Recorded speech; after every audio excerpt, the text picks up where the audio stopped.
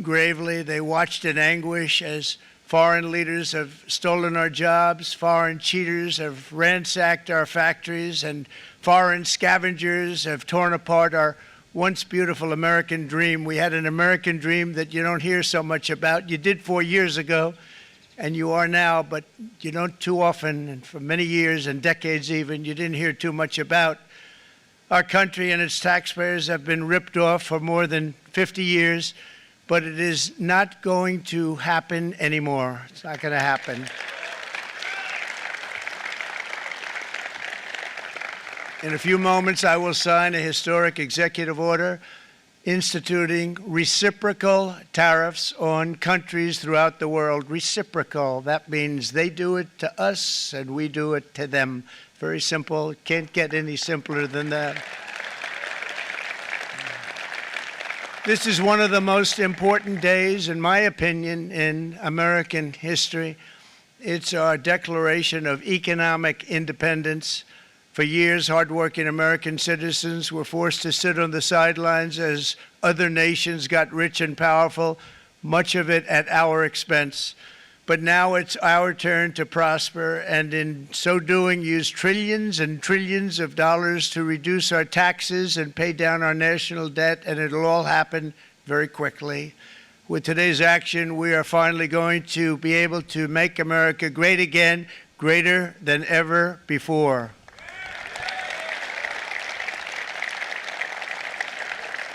Jobs and factories will come roaring back into our country, and you see it happening already. We will supercharge our domestic industrial base. We will pry open foreign markets and break down foreign trade barriers. And ultimately, more production at home will mean stronger competition and lower prices for consumers.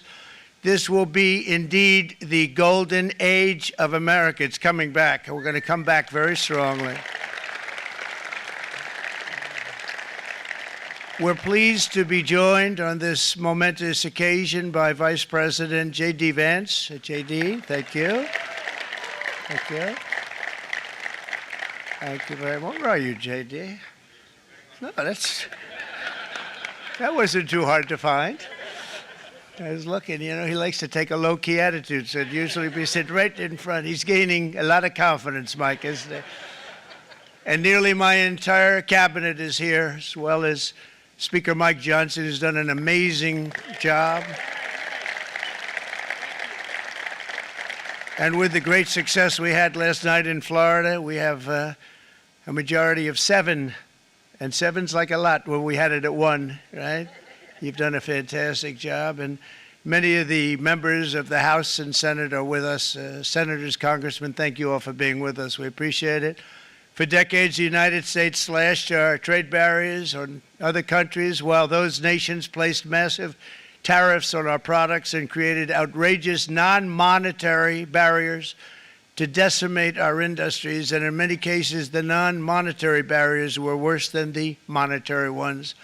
They manipulated their currencies, subsidized their exports, stole our intellectual property, imposed exorbitant VAT taxes to disadvantage our products, adopted unfair rules and technical standards, and created filthy pollution havens. They were absolutely filthy, but they always came to us and they said, we're violating, we should pay for it. It's all detailed in a very big report by the U.S. Trade Representative on Foreign Trade Barriers, and I'll just hold it up for you. It's available, and you don't have to pay too much. As I understand it, you'll pay nothing. It's a lot of work for something, actually, because it's a special book. It's frankly, it's very upsetting when you read it, when you see what people have been doing to us for 30 years. This all happened with no response from the United States of America, none whatsoever. But those days are over. Let me offer just a few examples of the vicious attacks our workers have faced for so many years. The United States charges other countries only a 2.4 tariff on motorcycles. Meanwhile, Thailand and others are charging much higher prices, like 60%. India charges 70%. Vietnam charges 75%, and others are even higher than that. Likewise, until today, the United States has for decades charged a 2.5 tariff. Think of that, 2.5% on foreign-made automobiles. The European Union charges us more than 10% tariffs, and they have 20% VATs, much, much higher. India charges 70%, and perhaps worst of all are the non-monetary restrictions imposed by South Korea, Japan, and very many other nations. As a result of these colossal trade barriers, 81% of the cars in South Korea are made in South Korea. 94% of the cars in Japan are made in Japan. Toyota sells 1 million foreign-made automobiles into the United States, and General Motors sells almost none. Ford sells very little. None of our companies are allowed to go into other countries. And I say that, friend and foe, and in many cases, the friend is worse than the foe in terms of trade.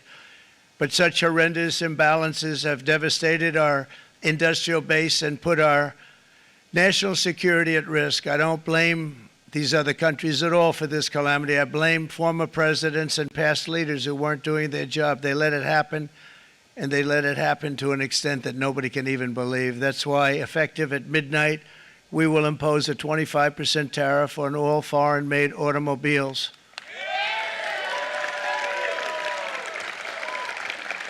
Thank you. Brian, I'd like to have you come up here for a second, okay? I just see him sitting. He's been a fan of ours, and he understands this business a lot better than the economists, a lot better than anybody. Brian, say a few words, please, would you? Thank you, Mr. Thank you. President. It's a great honor to have you. Thanks. Thank you, Mr. President. I grew up just north of Detroit, Michigan, in Macomb County, known as the home of the Reagan Democrats. My first vote for president was for Ronald Reagan. I thought that was going to be the best president I ever saw in my lifetime until Donald J. Trump came along. I have watched my entire life, I have watched plant after plant after plant in Detroit and in the metro Detroit area close. There are now plants sitting idle. There are now plants that are underutilized, and Donald Trump's policies are going to bring product back into those underutilized plants. There's going to be new investment. There's going to be new plants built. And the UAW members, and I brought 20 of them with me, they're sitting right over here. We support Donald Trump's policies on tariffs 100%. So, Mr. President, we can't thank you enough. And in 6 months or a year, we're going to begin to see the benefits. I can't wait to see what's happening 3 or 4 years down the road. Thank you, Mr. President. Thank you so much. Thank you. What a great guy. He got it right from the beginning. He got it before almost anybody else. This group over there, they got it too. And you know, we won the state of Michigan. We won almost all of them, but we won Michigan by a lot, and I want to just thank you all. The auto workers were fantastic. The Teamsters were fantastic. Everyone was pretty good, I will tell you. Thank you very much. I appreciate it. You're going to be very happy very soon, and you probably see what's happening with all of the, not only car companies, but car companies in particular. See it with all of the ones they're moving, they're announcing day in, day out. You're seeing it. Nobody's ever seen anything like that. With today's actions, we're also standing up for our great farmers and ranchers who are brutalized by nations all over the world. Brutalized. Canada, by the way, imposes a 250 to 300% tariff on many of our dairy products. They do the first can of milk. They do the first little carton of milk at a very low price, but after that it gets bad, and then it gets up to 275, 300%. So when they're figuring what's Canada charging, they say, oh, about 2%, 3%. But take a look at what happens down the road. When you look a little bit, it's not a pretty picture, and we don't like it, and it's not fair. It's not fair to our farmers. It's not fair to our country. And with countries like Canada, you know, we subsidize a lot of countries and keep them going and keep them in business. In the case of Mexico, it's $300 billion a year. In the case of Canada, it's close to $200 billion a year. And I say, why are we doing this? Why are we doing this? I mean, at what point do we say, you got to work for yourselves, and you got to, this is why we have the big deficits. This is why we have that amount of debt that's been placed on our heads over the last number of years, and we're really not taking it anymore. Through non-tariff barriers, the European Union bans imports of most American poultry. You understand? They say, we want to send you our cars, we want to send you everything, but we're not going to take anything that you have. Australia bans, and they're wonderful people and wonderful everything, but they ban American beef, yet we imported $3 billion of Australian beef from them just last year alone. They won't take any of our beef. They don't want it because they don't want it to affect their farmers. And you know what? I don't blame them, but we're doing the same thing right now, starting about midnight tonight, I would say. And China charges American rice farmers an overquota, it's called, a tariff rate of 65%. South Korea charges 50%. Actually, they charge different, from 50% to 513%. And Japan, our friend, charges us 700%. But that's because they don't want us selling rice and other things. Who can blame them, Madam Secretary? Agriculture, great job you did on eggs, by the way. The egg prices came down 50%.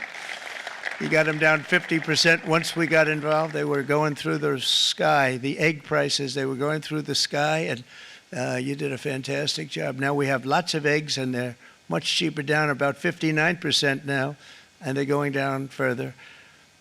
We charge 2.8% for so many things that other countries are charging 200%, 300%, and 400% for. If imposing tariffs and protective barriers made nations poor, then every country on earth would be racing to eliminate these policies, and China would be the first on line. They run a very strong country, but they're not first in line, and the American people are paying a very big price.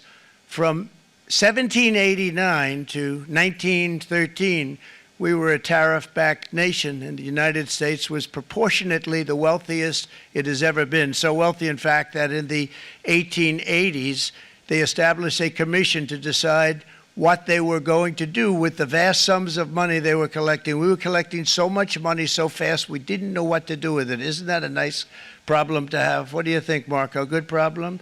Marco would love that problem. But we don't have that problem anymore, but we're not going to have it very much longer, I will tell you. But they collected so much money, they actually formed a commission to determine what they were going to do with the money, who they were going to give it to, and how much. Then in 1913, for reasons unknown to mankind, they established the income tax so that citizens, rather than foreign countries, would start paying the money necessary to run our government.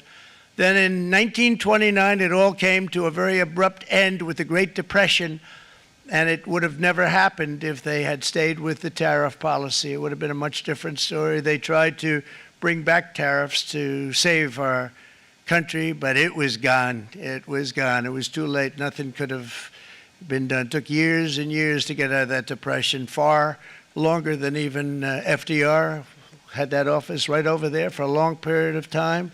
The ramp system, it's rather intricate, was built because of him, and every time you walk up, you think of him, and he did a great job in many ways, but it lasted long beyond his terms, as you know.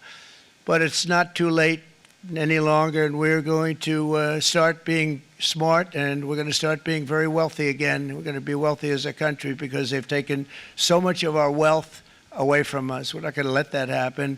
We truly can be very wealthy. We can be so much wealthier than any country. It's not even believable, but we're getting smart. Nearly a century later, in the face of unrelenting economic warfare, the United States can no longer continue with a policy of unilateral economic surrender. We cannot pay the deficits of Canada, Mexico, and so many other countries. We used to do it. We can't do it anymore. We take care of countries all over the world. We pay for their military.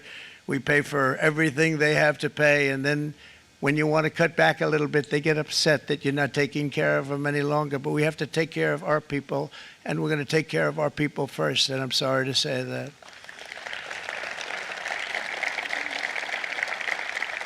And today we're standing up for the American worker, and we are finally putting America first.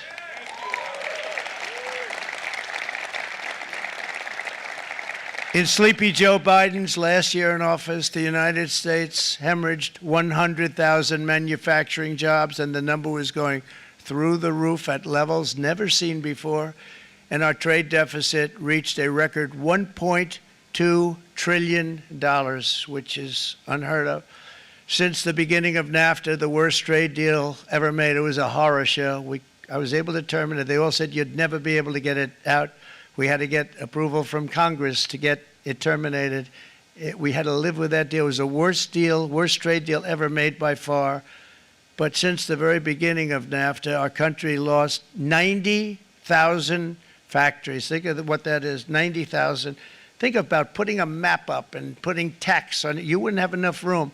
90,000. I said, is that possible? We had it checked 4 different times, and it was actually somewhat higher than that. And 5 million manufacturing jobs were lost while racking up trade deficits of $19 trillion. That was the worst trade deal ever made. As a result of these gigantic losses, foreign nations now own $26 trillion more of American assets than think of this, than the Americans own of their own foreign assets or other foreign assets. The United States can no longer produce enough antibiotics to treat our sick. We have a tremendous problem. We have to go to foreign countries to treat our sick. If anything ever happened from a war standpoint, we wouldn't be able to do it. We import virtually all of our computers, phones, televisions, and electronics. We used to dominate the field, and now we import it all from different countries. A single shipyard in China now produces more ships every year than all of the American shipyards combined. Think of that. And it was a business that we used to dominate. We used to dominate it totally. In short, chronic trade deficits are no longer merely an economic problem. They're a national emergency that threatens our security and our very way of life. It's a very great threat to our country. And for these reasons, starting tomorrow, the United States will implement reciprocal tariffs on other nations. It's been a long time since we even thought of that. We used to think about it a lot. We didn't think about it for many decades, and you see what's happened.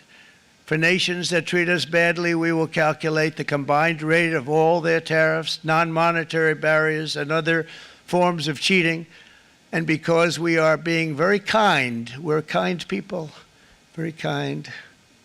You're not so kind when you got ripped off with your salaries. My auto worker friends and my Teamster friends and all of the unions that typically voted Democrat, they're not voting Democrat anymore because worker, whether union or non-worker, they're for the Republicans now. That's what happened. But we will charge them approximately half of what they are and have been charging us. So the tariffs will be not a full reciprocal. I could have done that, yes, but it would have been tough for a lot of countries. We didn't want to do that. I'd like to see the chart if you have it.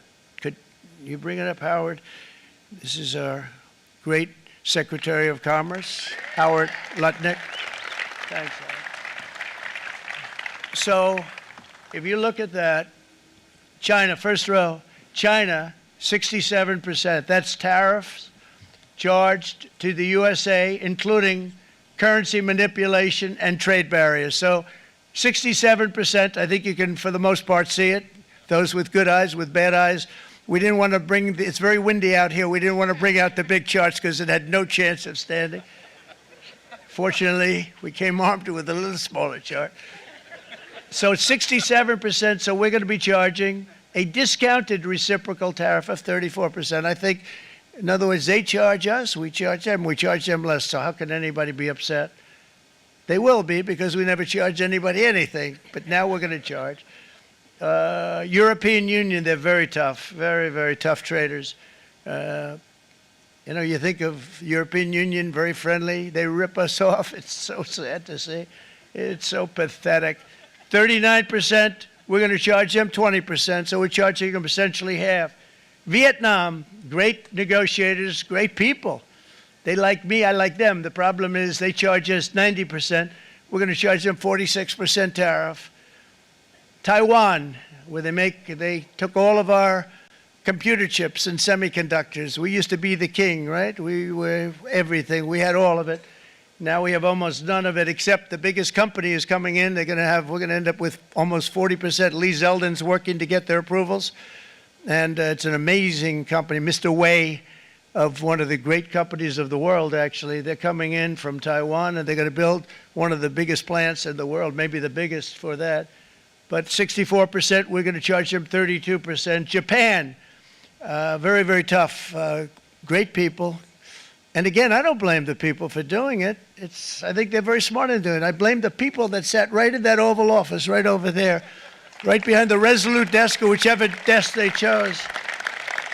Japan, 46%. They would charge us 46%, and much higher for certain items like cars, little items like cars. 46%, we're charging them 24%. India, very, very tough, very, very tough. The Prime Minister just left, and he's a great friend of mine, but I said, you're a friend of mine, but you're not treating us right. They charge us 52%. You have to understand, we charge them almost nothing for years and years and decades, and it was only 7 years ago when I came in, we started with China charged them. We took in hundreds of billions of dollars from China in tariffs, and they understood, honestly. President Xi understood. He said, look, I understand, and the other countries, and they all understand. We're going to have to go through a little tough love, maybe, but they all understand. They're ripping us off, and they understood it. Prime Minister of Japan, Shinzo Abe. He was a fantastic man. He was unfortunately taken from us, assassination. But I went to him and I said, Shinzo, we have to do something. A trade is not fair. And he said, I know that, I know that. And he was a great gentleman. He was a fantastic man, but he understood immediately what I was talking about. I said, Shinzo, we have to do something. He said, I know that.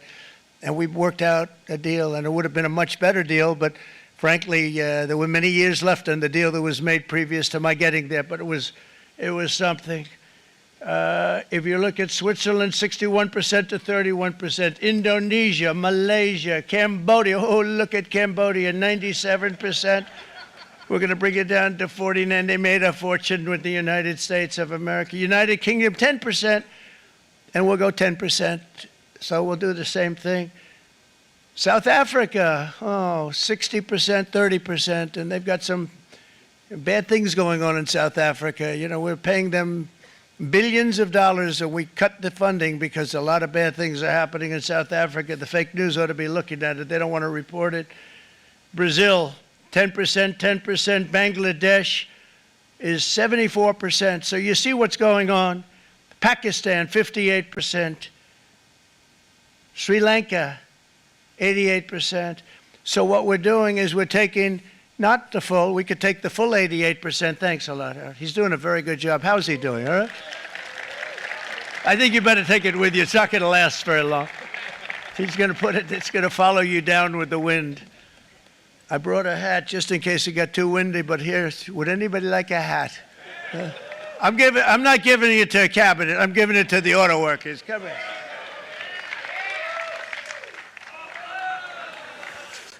Thank you, fellas. Get it. That's it. That's it. They deserve it more than our cabinet. Our cabinet has plenty of hats. But you see the numbers. The numbers are so disproportionate. They're so unfair.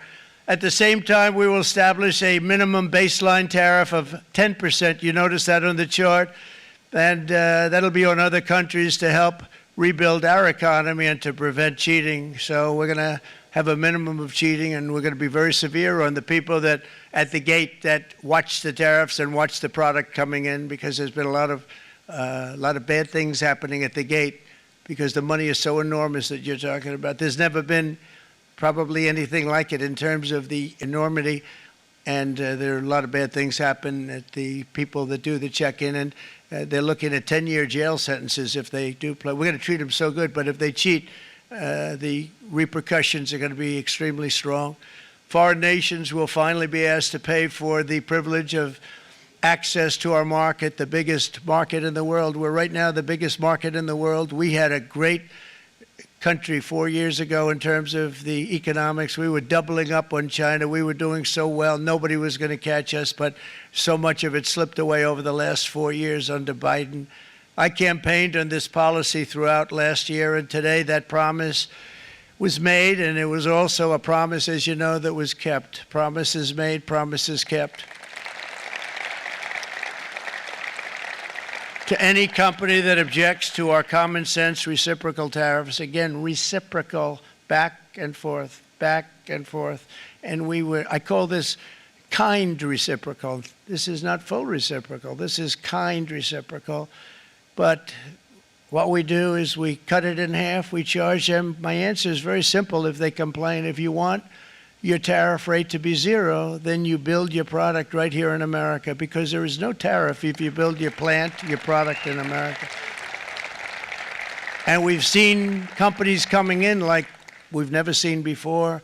Likewise to all of the foreign presidents, prime ministers, kings, queens, ambassadors, and everyone else who will soon be calling to ask for exemptions from these tariffs, I say, terminate your own tariffs, drop your barriers, don't manipulate your currencies. They manipulate their currencies like nobody can even believe, which is a bad, bad thing and very devastating to us, and start buying tens of billions of dollars of American goods. Tariffs give our country protection against those that would do us economic harm, and many people were looking to do us economic harm. Maybe not so obviously, but they were doing tremendous economic harm.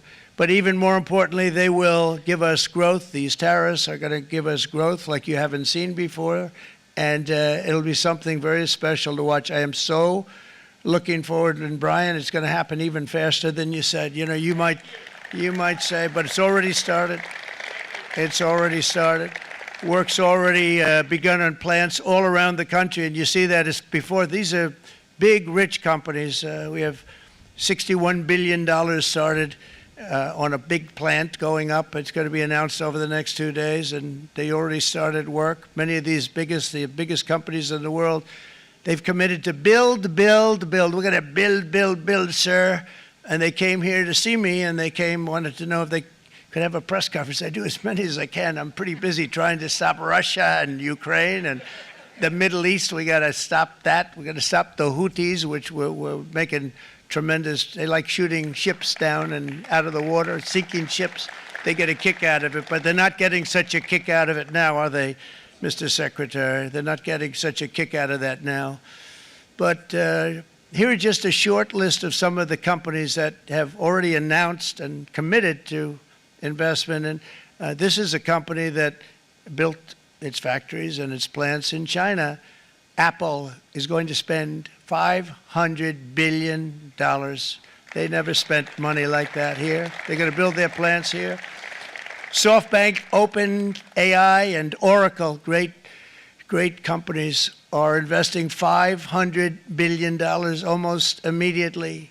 NVIDIA, a hot company, is investing hundreds of billions of dollars. They just announced. TSMC, the biggest, most important company in the world of chips from Taiwan, with no investment from us, is investing $200 billion. And they said the reason was, number one, the election of November 5th, and number two, the tariffs. They don't want to pay the tariffs, and the way they're not paying it is to build their plant here. So we're going to go from almost no percentage. We used to have 100% of the chip market. Now it's all in Taiwan. Almost all of it's in Taiwan, a couple of other countries, but mostly in Taiwan. And think of it, we had 100%. We lost it because of people in that office that didn't do their job. They allowed it to be stolen from us.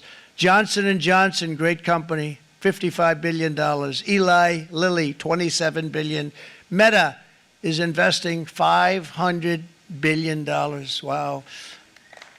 DeMac is investing $20 billion. CMA, CGM, $20 billion. And then you have Merck and Clarios, Stellantis, General Motors, GE Aerospace, Honda, Nissan, Hyundai are all putting in billions and billions of dollars, and they're committed 100%. So. And we've never had, and this is after 2.5 months. This is after just a short, this all took place as soon as we came out with what everybody wanted to do. You know, I watched a gentleman today on television, used to work with Lee Iacocca, a very respected automobile person, and he said, you know, because they're asking people, and they try and get as many negative people as they can, but they can't find them too much. It's pretty hard to find in terms of what we're doing, especially when they see all this investment. They said, so tell me, what do you think of what Trump is doing from the automobile standpoint? He said, I can't believe it. Somebody is finally, he's an older guy, real pro, really top guy, with Lee Iacocca. He said, I never thought I'd see the day when this would happen, where somebody had the courage to go and do what has to be done. This is transforming our nation. Our entire nation is going to be transformed, not only with the cars, but on every single other item that's built. We're going to become an industrial powerhouse. And he said that so beautifully today. In fact, I'm going to find out, I'm going to get a tape, and Bruce, I'm going to get that tape, and I'm going to send it to you out in Long Island, and you're going to play it for the people. And all your union workers and your non-union workers out there, you got a pretty even split. But we have, so far, it looks like we're going to have about $6 trillion of investments, and you wouldn't do that in years in this country over the last number of years. $6 trillion, and that's going to be much higher by the end of the year. And think of what $6 trillion is. You wouldn't have even a small percentage of that under this other system. We're going to be an entirely different country, and it's going to be fantastic for the workers. It's going to be fantastic for everyone.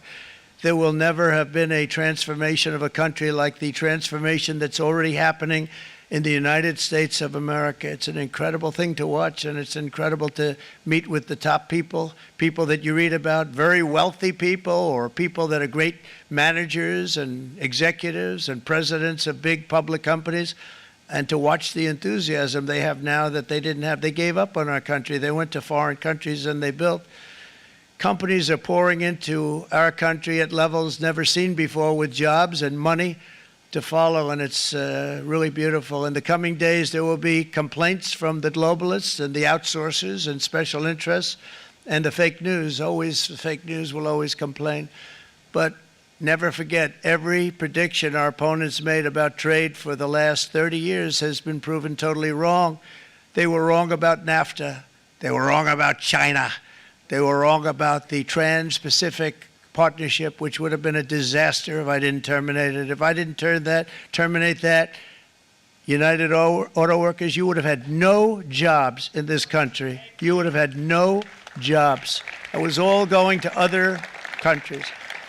In my first term, they said tariffs would crash the economy. Instead, we built the greatest economy in the history of the world. And again, I have great respect for President Xi of China, great respect for China, but they were taking tremendous advantage of us, and I commend them for that. I say, hey, if you can get away with it, that's okay. But, you know, they understand exactly what's happening, and they probably, most of them are saying it's about time they did something, but, and they're going to fight, and they're going to fight fair. Everyone's going to fight. You know, it's like, I say to the leaders, look, you got to take care of your country, but we have to start taking care of our country now. We can't do what we've been doing for the last 50 years. From the day of my election, the stock market went up in my first term 88%, with NASDAQ going up 155%, more than any president has ever had in any term in office, by far. And I think we're going to blow that away, and maybe the numbers won't show, but I think they're going to show much better than even those numbers. But what you're going to see is you're going to see activity, that empty, dead sites, factories that are falling down. Those factories will be knocked down, and they're going to have brand new factories built in their place. They're not only talking about renovating, they're talking about brand new, the best anywhere in the world, the biggest anywhere in the world. I have a friend who builds car plants, and I said, I want to see the biggest and the best. He said, well, we have to go to Mexico. I said, no, I want to see it in the United States. He said, we're not building them in there. This is a year and a half ago during the campaign. He said, we're not building it. You'd have to go to Mexico. When I was starting to decide to run, and I went to number one in the polls very rapidly, I want to say, like, let's say in the first hour. And then shortly thereafter, it looked like I was going to win, and the fake news was saying, oh, no, don't do this. What they don't know is if I didn't win, they would have really been in trouble, because nobody wants to read them anyway. But I tell you what, when I when it looked like I was going to win, I announced that I was going to be doing exactly what we're talking about today. Great consistency, actually, because I've been talking about it for 40 years. But because I saw what was happening 40 years ago. If you look at my old speeches when I was young, very handsome, my old speeches, and that people would say, I'd be on a television show, I'd be talking about how we were being ripped off by these countries. I mean, nothing changes very much. The only thing that changed were the countries, but nothing really changes. But it's why it's such an honor. It's such an honor to be finally able to do this. If you look at China, I took in hundreds of billions of dollars in my term, hundreds of billions. They never paid 10 cents to any other president, and yet they paid hundreds of billions, so much so that Biden couldn't do anything. They wanted to try and terminate it because he had a very special relationship with China. You know what the relationship was? He had a special relationship. But the numbers were so big, that they couldn't do it. So they did ease it up. They did things that they shouldn't have done. They made it a lot more comfortable for them, but they couldn't do it because the numbers were hundreds of billions of dollars, and I did that.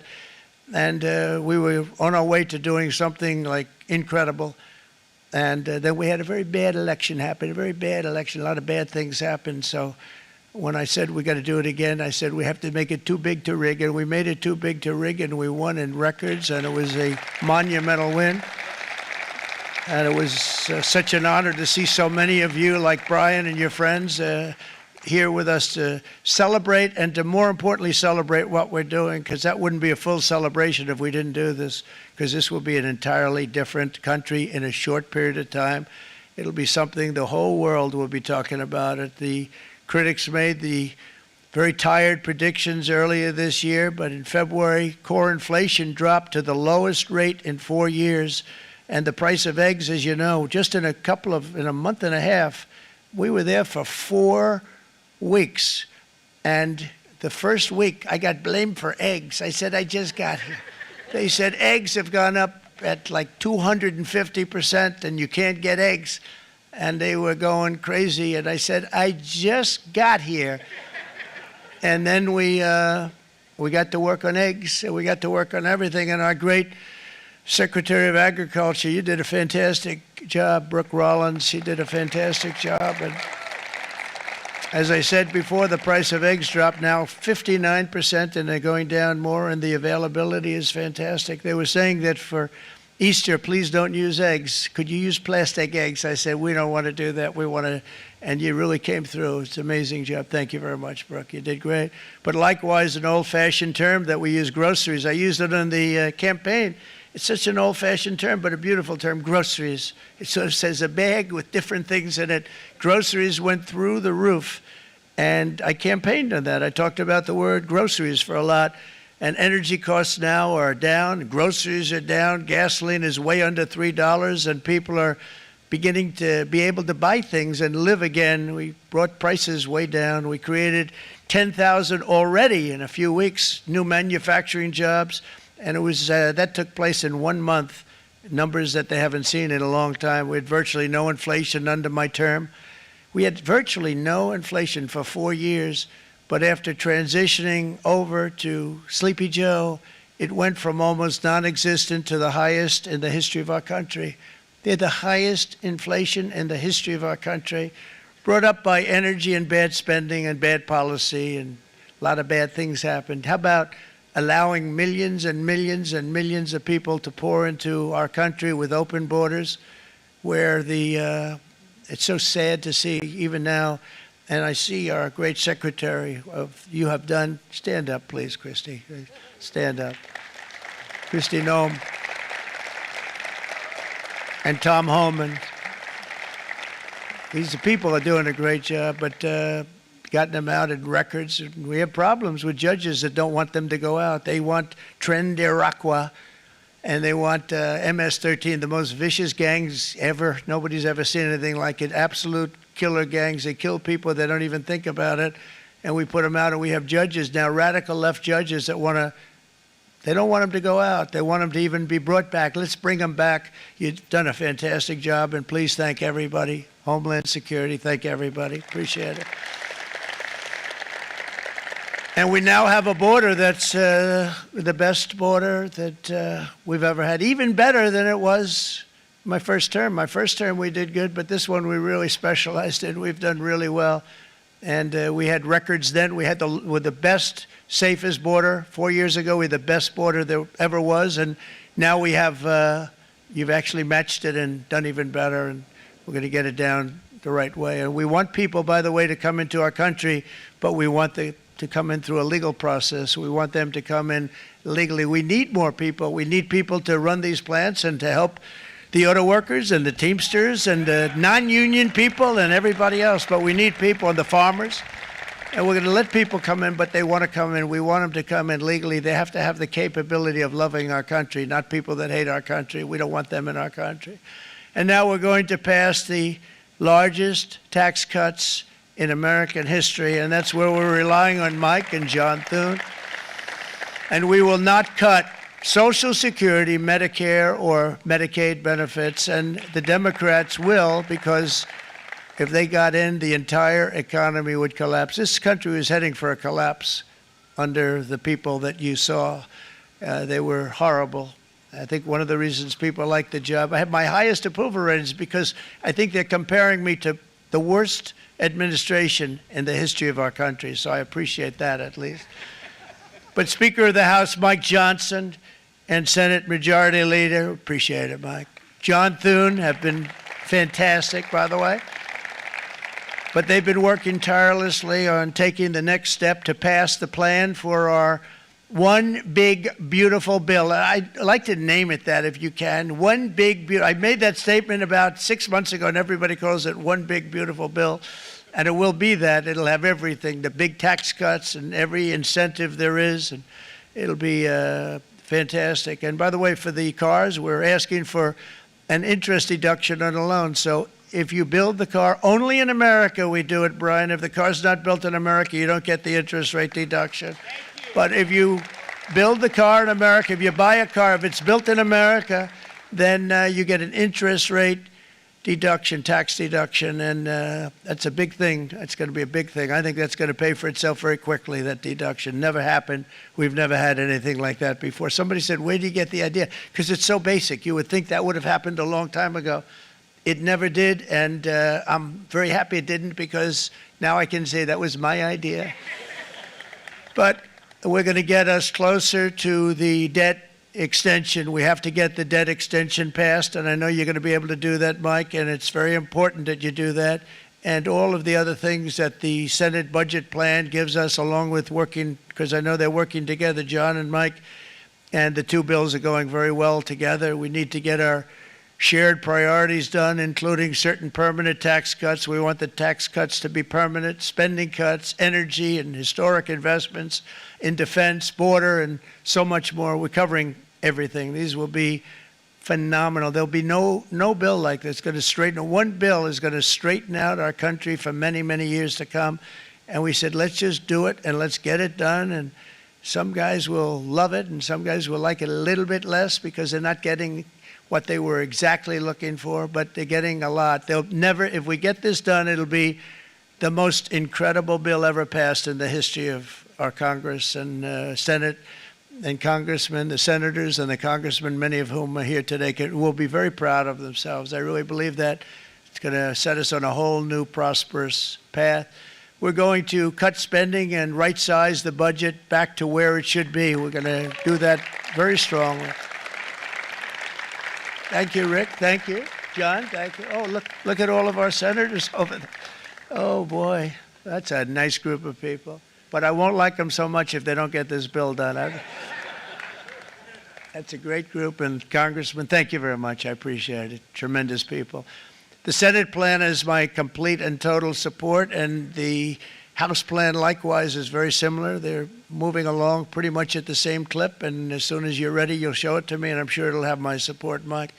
Every Republican congressman and senator must unify. We have to unify. We can't be separated. We have to get it done. We have to get absolutely everything we can, and we have to take care of the American people. That's the only thing that matters. We have to take care of the American people first. We need to pass this bill immediately, get it done, including debt extension. From this day on, we're not going to let anyone tell us that American workers and families cannot have the future that they deserve. We're going to produce the cars and ships, chips, airplanes, minerals, and medicines that we need right here in America. The pharmaceutical companies are going to become roaring back. They're coming roaring back. They're all coming back to our country, because if they don't, they got a big tax to pay.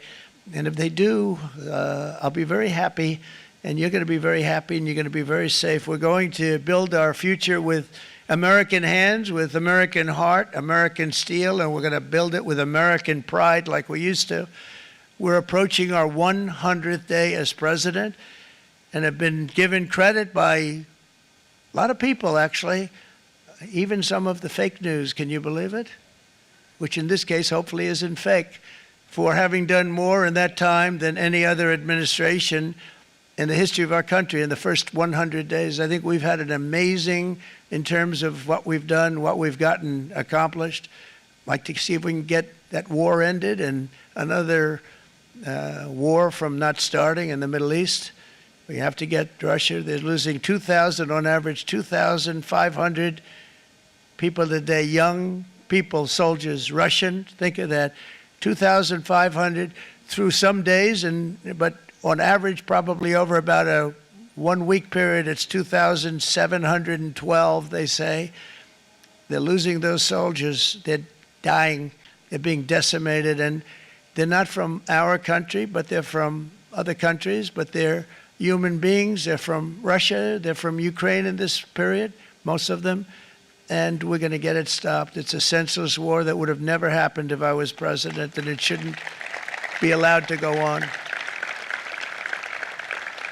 And I think we're being given good cooperation by Russia and by Ukraine, but we have to get it stopped. It's humanity.